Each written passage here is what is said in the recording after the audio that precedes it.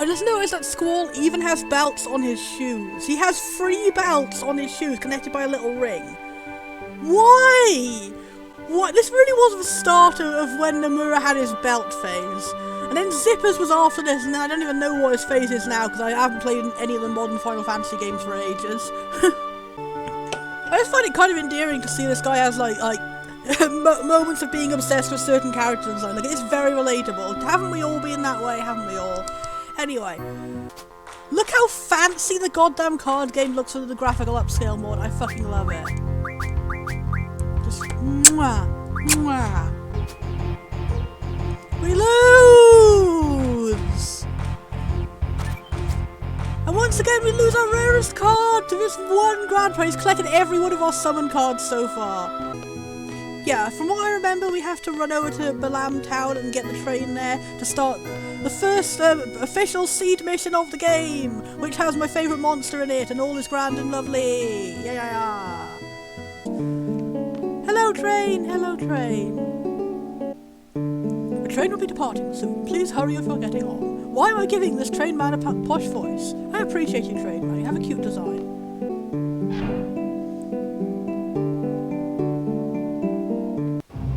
What was that little wiggle he did? The trains look really funky in this game. That's a cool design. Looks like a Pokemon. More like a Digimon, actually. This train is awesome! I agree with you, Selfie. A transcontinental railroad, baby! It even runs through an underwater tunnel to get to Timber. Pretty cool, huh? And Squall's like, I don't appreciate cool trains because I'm edgy. Sure is. No, even the edgy man appreciates this cool train. Guess you're not interested. Cool trains are not for the edgiest of man. By the way, Tempest, you have to use a ticket to get inside. So stop just hanging around there feeling grumpy about the coolness of the train and let everyone in before they go all cold and die. That's granted. Hello, Daisy! We are playing Final Fantasy VIII because I've had an incredibly stressful day and we're going to play fun stuff and think about things. Tee-hee, thanks! And we're currently in the scene we are getting on a train to go to our next mission and everyone is like, this train is amazing, and our protagonist is like, the train is not good because I'm an edge man, I don't enjoy trains. Yeah. Let's go check it out, Tempest. Let's go check out the amazing train. God damn it, you appreciate this train. Also, I'm hugging every snappy plush I own. And yeah, today is going to be good. This is going to be a good thing because it's a mission to go with my favourite boss monster in it. And yeah. Yo, check it out, this is Seed's private cabin. I never noticed how many sassy gay poses Cell has. Like, seriously. Now I understand why people used to headcanon him as gay. Aside from just the fact that he was one of the only characters that didn't have any shipping tension with anyone else in the team.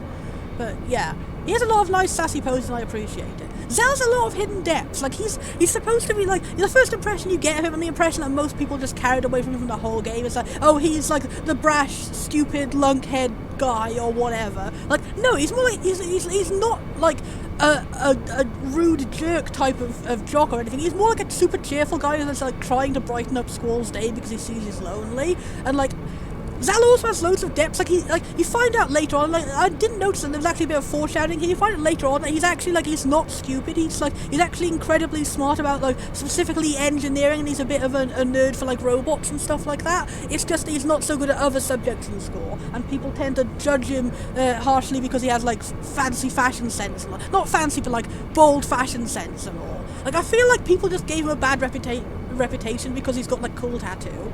Like, seriously, there is nothing bad about Zal. Like, in the first mission, he was the one who was actually obeying orders and doing the best performance of everyone. And then he felt nervous in the end, thinking he was going to get a low mark, but, like, no, he did better than Cypher. If Cypher had listened to him, then everything would have gone well. Ah.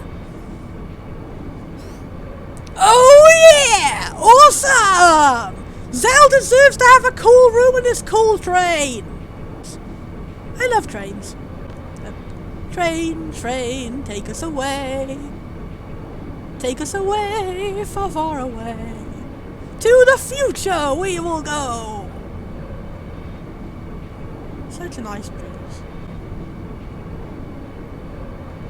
Oh, I'll meet you inside. I want to hear more about trains. I'm gonna hang out here for a bit.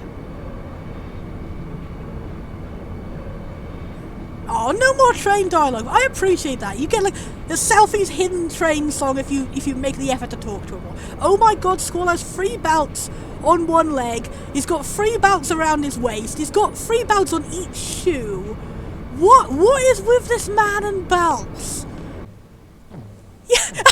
Oh, Zell is me! Zell is me! I am so Zell. I feel like Zell and Selfie are the most relatable characters to me. That probably makes sense why I, like, as a kid, I was like, I agreed, like, oh, I'm supposed to dislike them, because these are characters that act a lot like me, and I always felt so embarrassed that, like, I didn't want to be, like, too cheerful or too silly or anything. I wanted to be, like, you get an age when, like, a lot of people around the teenagers like, oh, I have to try and be as adult as possible so that people don't mock me and all that, and like, yeah. I just feel like now I'm an actual adult, I'm like embracing how childish I am, and I was like, oh, fuck the haters, I'm just gonna be me. But yeah. I'm glad you're so excited, Zell. Let the man bounce! They even have magazines here. Oh, that's so cute! He's excited about pet magazines. Zell is the best. Honestly, Zell is just like the manic pixie dream girl to Squall.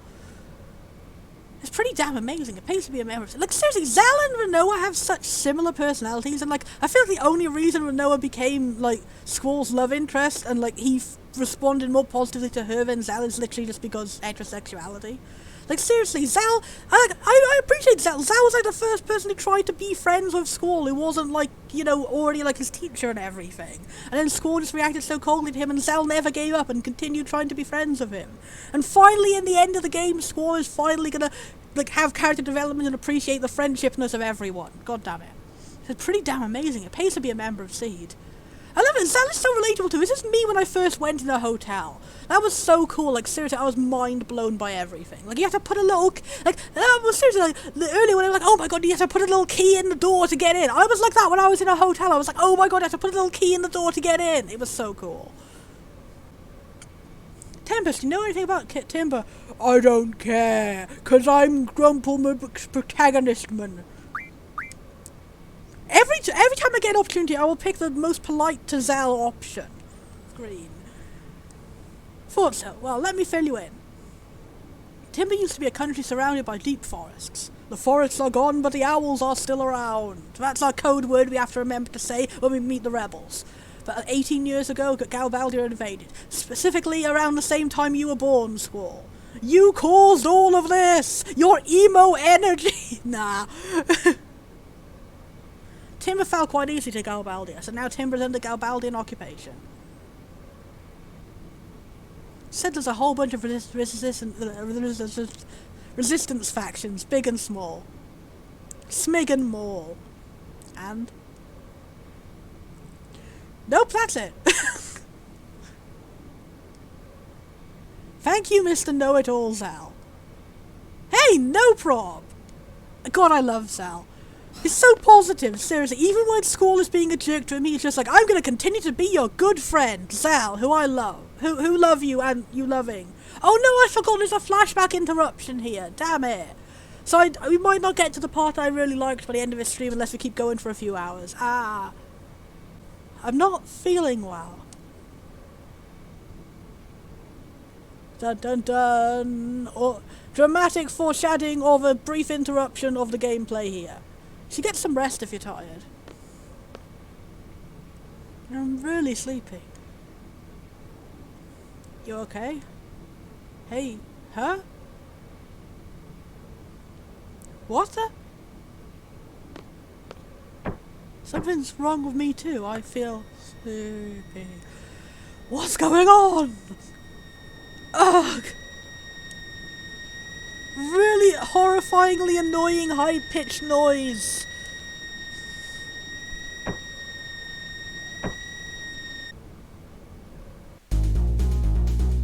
And now time for really good music and excellent times. Now we have a brief thing that happens in this game is literal flashback interruptions where like all the characters will literally like see a flashback and they're like they get like put into the brains of all the people in the flashback, and it's wild. and it becomes a plot point later, and it finally gets explained what it all is. But for now, we just know that for no apparent reason, everyone just fell asleep, and suddenly we've got ported into the brains of these three guys, who are from the enemy country. Laguna, are you sure this is the right way? I really like the designs of these guys, seriously. I wish they were permanent party members, because, seriously, I've mentioned before, but the party members in this game are all very similar looking. And also, these guys, their flashbacks are incredibly endearing and good, honestly. Laguna is like a better protagonist than Squall, honestly. Who, boy, not again. Where am I? Dream? And here we have the names of our characters. There's actually a really good bit of gameplay is to put a draw point here so you get to see the names of all the characters as an early preview. And also an early preview of the fact that everyone's been put into their brains, because as you can see, Ward has, I think Selfie's junctions have been put onto him. So like you can kind of tell like who was put into who from like figuring out which stats and stuff are in. Also, his battle theme is fucking amazing. Let me crank this up.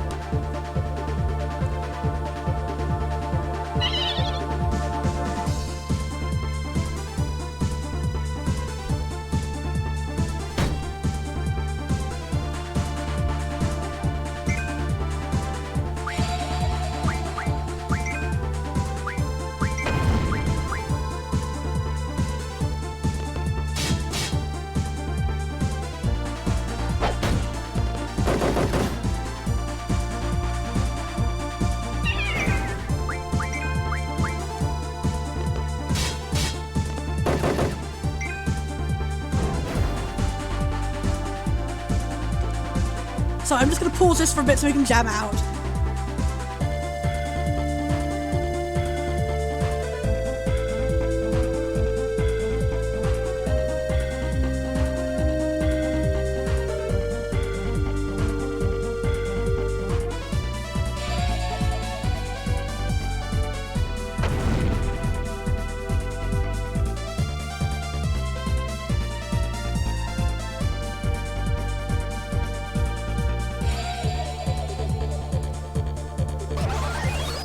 So I'm just not going to let ourselves get killed by this weird fungus pineapple umbrella head friend, just for the sake of good tunes.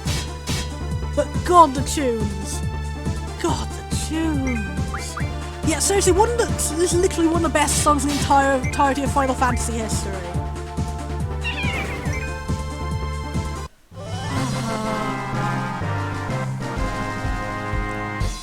Also, can I just say that Kyros is one of my favourite characters in the entire game, and when I was a kid, I totally thought that, like, Kyros and Laguna were going to get together and Kyros was going to be his second love, but no, instead he, like, meets another lady later on in one of the later flashbacks. And I never realised that they were supposed to be together until the ending where it's suddenly like, oh, we were married, and I was like, where did that come from?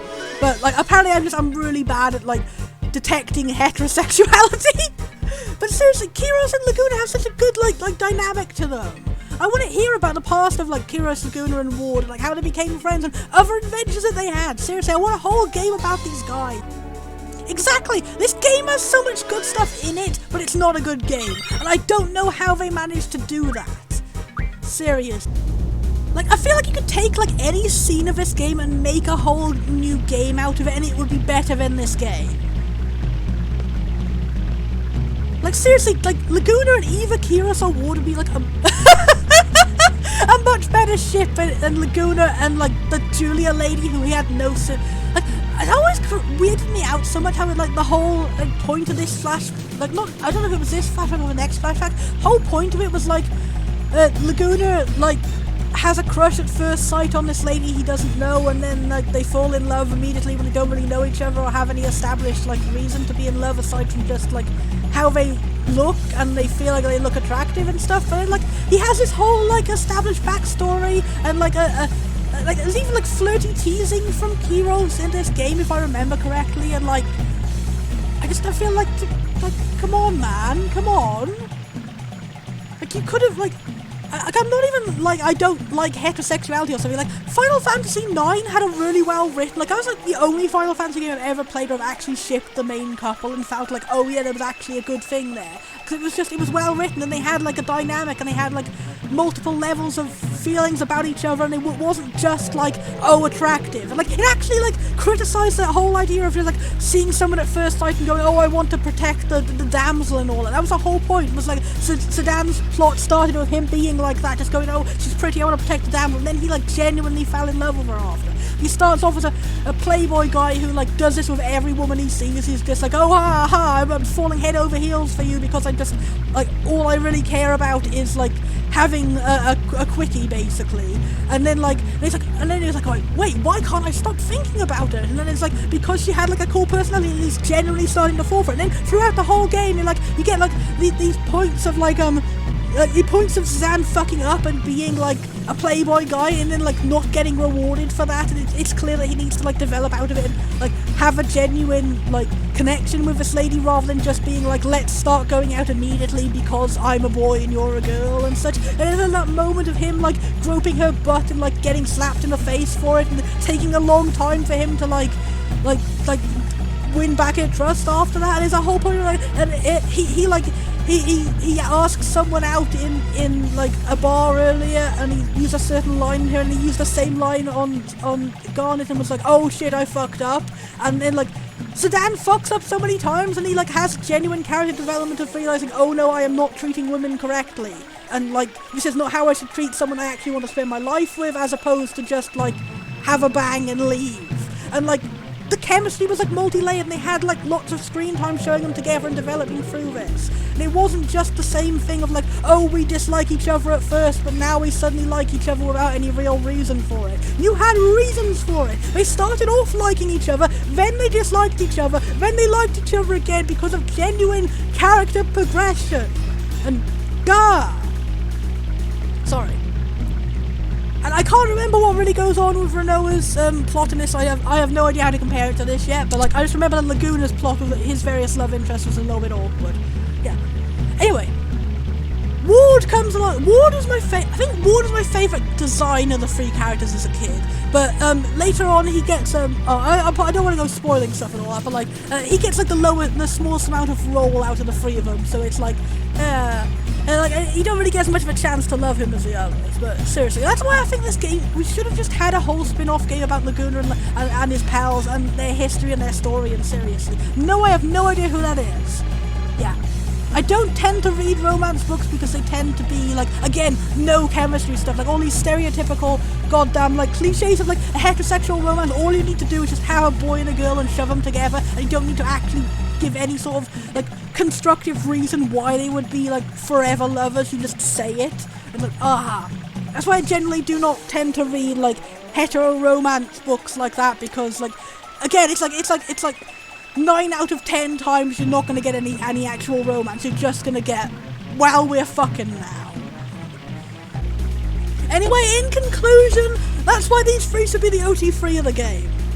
Like, either Laguna ships with one of these guys or all of them together. Or like Kiros and Ward, Kiros and Ward, do they get together? They should get together. Is it Bond over like being mutually cucked by Laguna going for random heterosexual ladies he has no concept of who they even are? Okay, just remember as a kid, I really did not like the whole scene of Laguna having a crush on Julia based on literally nothing, and then Julia like reciprocating, and then suddenly being like, oh, I just met this guy once and had one conversation with him, but he's like my forever love and I'm gonna write a song about him. And it's just like, very confusing for me.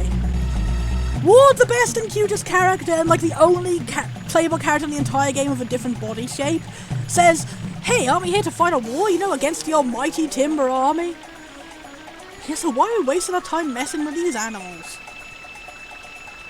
Well, you see, it's just, oh, don't tell me we're lost again. I need to think of good voices. I'm not very good at voice acting, but seriously.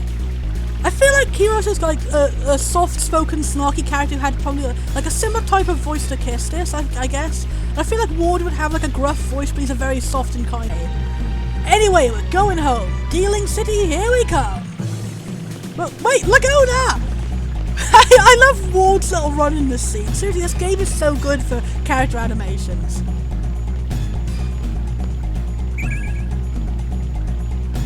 Water is so weirdly rare in this game for some reason. Like, I was thinking in Final Fantasy VIII and Final Fantasy IX that water was like the rarest, hardest to find elemental. In Final Fantasy IX it was weird because it was the only elemental that you couldn't actually use as a player. It was like an enemy exclusive spell, if I remember correctly. I like even the animation showing that Laguna is just bad at driving. Oh, this song is the best. Hey, you can't park in the middle of the street. Chill, man, it's cool. Laguna is such a fucking disaster and I love it. Alright then, how's about a drink? Whatever, like you drink. We already know you're not in it for the drinking, just admit it already. Yeah, just drink some juice like a weenie. Then gawk at the piano lady. Don't call her the piano lady! That's it! Forget it, I'm not going! Oh, we know you will.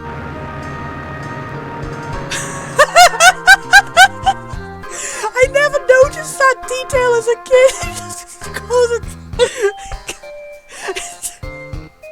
Can you talk to the guys in these cars and be like, sorry?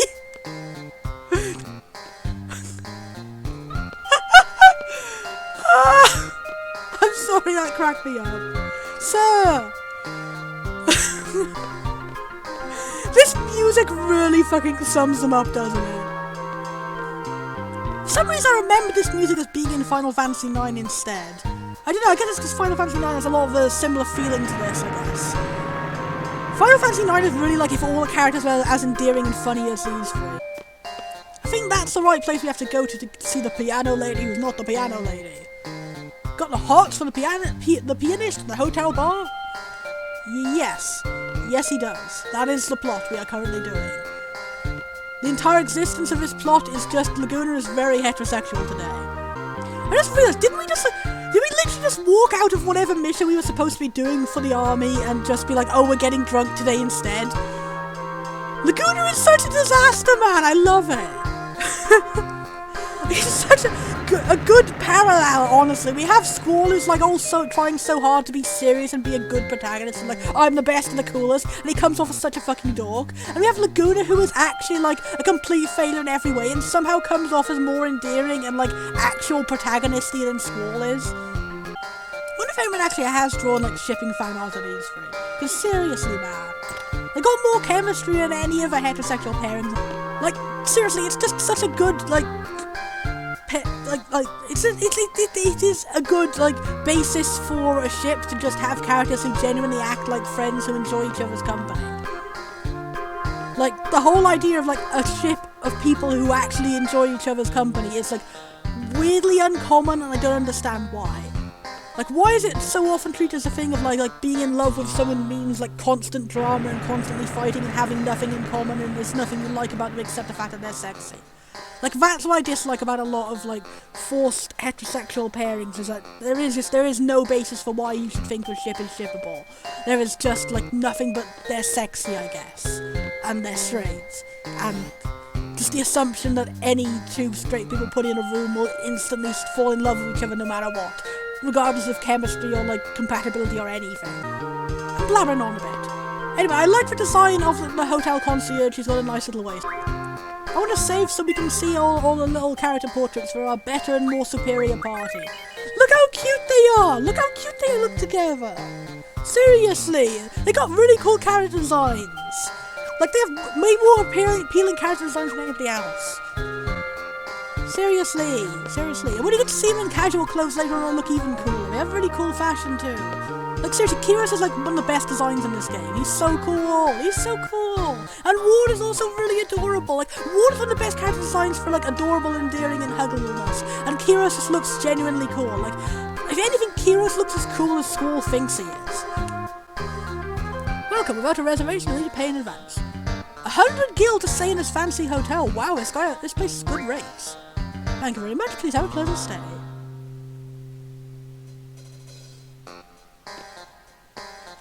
I'm pretty sure that in this game you get the little animation of everyone getting out of bed. Like, it's just cute and it's like the extra detail. Whenever any game has like additional fun hangout times, and I'm just like instantly endeared. I want more friend content in my games. So as you all know, had a brief little sleep all together with my bros in one bed, as you tend to do before having a heterosexual encounter.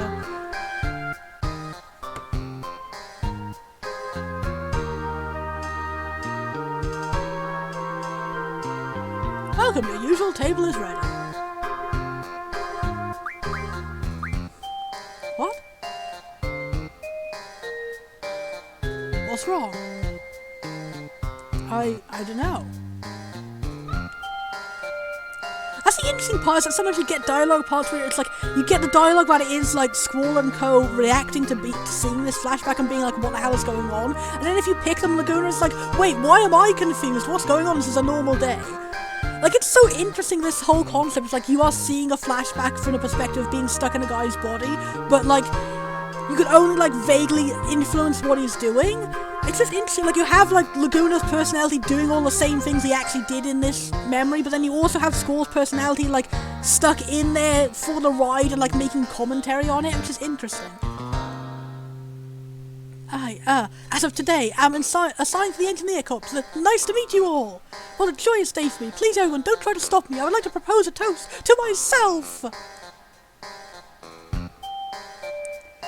Good for you, random NPC guy. I guess you're having a whole story behind the scenes then.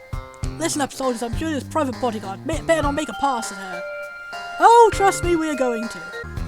Oh, that is so cute. Seriously, the coochie treatment line is like one of the most adorable moments from the good. That's what I say about how he's got such adorable, like, chemistry with his friends. They always tease each other, like, playfully and childishly. Like, honestly, these adults are more childish than the children. That's kind of like a good, like, resonating theme in this game. Like all the children are like, they're fucked up in one way or another because they're trying too hard to be an adult. And like, then you have, in contrast, you have these childish adults who are just like 100% certain in who they are, and like if anything, it's better to be a childish adult than to be an overly adult child. In fact, anyway, that's like one of the many morals in this game. I just think that's a really good way of doing it. Because like, obviously Laguna is a fuck up in a lot of ways, but he's also like, he's got a lot of friends, he makes a lot of success in his life, and he's better than he thinks he is. And like, seriously, let's take a load off. I'll just teleport! Is this a dream? Laguna's pretty cute. I remember there was a meme saying about how people assumed that Selphie was saying this because she's the only girl in this section, but then someone was like, what if Zal was saying this? And then someone drew an adorable thing of Zal having a crush on Laguna, and it was so cute. I need to try and find it. It was somewhere on Tumblr. What's going on? What's happening to me? I'm becoming an endearing character, man! No! Take me back to the emo land! At ease, men. Again, really good character animations in this. Like, you can see the difference in their personality just shown by like, how they sit down and all that. For going out and again, you can see, like, you get a sense of Laguna's personality already. Like, he's just a fucking dork, and he's a very shy dork. The fact that he sits down and immediately stands up, and the fact that he was all like, oh, I'm being serious, at ease, man, we've got a mission today, and then he's immediately like, oh, okay, maybe not. I love them all. You get to know so much about their personality. Like, seriously, how is there so much good character writing in this one section and not in other sections of the game? It makes me wonder, was this section written by a different member of the writing team? And if so, why didn't they write the rest of the game? They deserve to get a big promotion. Or maybe just, like, the presence of these really good characters just brings out the best in the writing team. We're going all out tonight, right, boys? Oh, also, one thing I've heard is that apparently, another thing in this game, like, it has, like, so many, like, overly experimental, like, randomized NPC text and stuff like that, which, again, you never notice. I never noticed that in my entire playthrough as a kid. I'm only noticing now I'm playing it again and seeing things that are different and stuff like that. And if you walk in and out, sometimes you see different NPCs and all that. Apparently, one part of that is, the dialogue at the start of this quest can be randomized slightly, where, Kyrus and Ward, when that bit where they tease Laguna earlier, apparently there's, like, 3 different types of teasing they can give him. They can do one, like, the one we got was them saying, oh, Laguna's not going to buy any beer, he's going to buy juice again. Apparently one they can also say is like, oh, whenever he does buy beer, he buys too much and he's like a really bad drunk. And like apparently there's like a bunch of different other teasers. But I saw that because I was, Because, again, I was reading this Let's Play of someone comparing the French and English translations, and they were saying about how, for some reason, there's just like a randomised, different bit of dialogue you can get in that scene. Because at first they thought it was a difference in the French and English translation, but no. If you just reset this flashback and play it over again, then you just get a random chance of, like... I'm not sure if it is a random chance, if it's actually determined from anything, but, like, yeah, you get a chance of, like, different adorable dialogue with these childish adults teasing each other adorably. My current mood is just get extremely caffeinated and forget about all the stress today and think only of how adorable Laguna is. Since I wish Laguna was my dad. May I take your order? The usual! Me too. Keep them coming! So Laguna, Julian should be making an appearance soon. Did the sound go off or is it just quiet in this point? You going for it tonight? Yeah, go for it! I love how they tease him, but they're also really supportive. Whatever, man. Can't you see she's working? Don't go back on your word. Come on, go wave to her. Give me a break. So you say, but we know you'll do it. We believe in you, Laguna!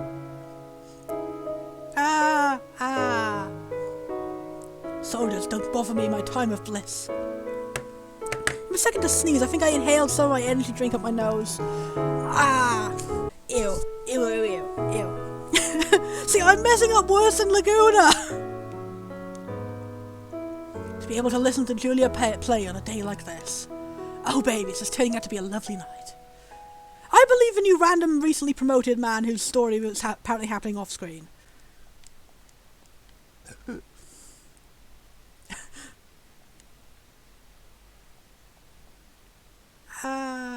And Julia's just like, is this gonna happen anytime soon? Also, another thing as a kid, I never really got why everyone was like gushing over Julia like she's like the most sexy lady ever. She just has such a generic design. She just looks like an ordinary person. Like, I just don't get it. To be this close to Julia. Is this guy serious? Like, yeah, she's just like, she looks like generic female character model with like no defining characteristics. Uh-oh. My leg's cramping up. Ah!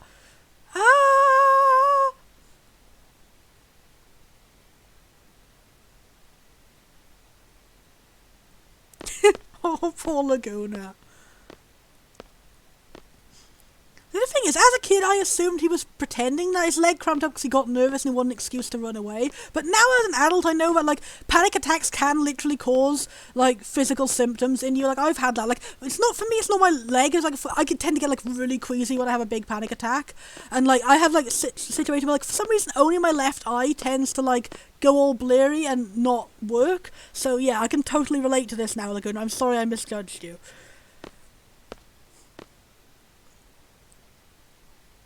But, like, also, if he was faking it because he was nervous, I also can relate to that. So, like, either way, poor Laguna. Good work, Laguna. Mission successful. Here, have a seat. Didn't think you'd actually do it. Our popularity rating's gone up a point.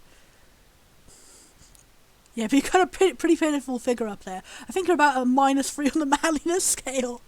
Oh, guys. Complimentary insults. It's a sign of silly friends. Say what you want. Oh.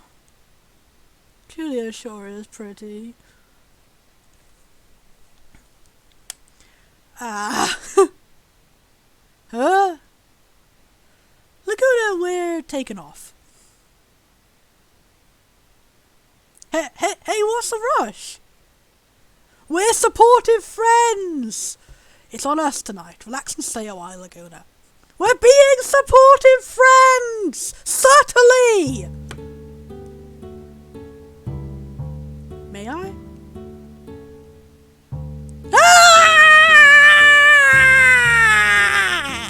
I was imagining Laguna just screaming into her face and Julia's like, damn, I can't not fuck him.